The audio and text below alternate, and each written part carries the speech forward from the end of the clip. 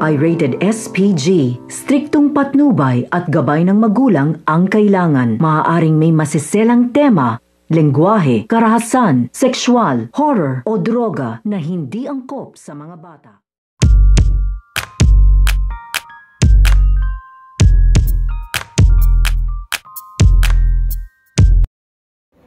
Ang paghaharap at ang pagtutuos ni Carlo Dalisay at ito nga si Don Ignacio. Dahil na nga rin sa pagsugo dito nga ni Carlo Dalisay at tapos Aguila dito nga sa mansyon nito nga ni Don Ignacio, dahil inaakala nga dito nito nga ni Lucas na ito nga si Mara ay bihag-bihag nga daw dito nito nga daw ni Don Ignacio ay babawiin nga daw nila ito. Agad-agad nga silang napasugo dito nga sa mansyon nito nga ni Don Ignacio at nahirapan nga sila sa pagpasok dahil na nga rin sa dami nga na nagbabantay at mga tauhan nito nga ni Don Ignacio. Pero palihim nga silang makakapasok nito nga sa loob, pero wala nga silang makikita dito.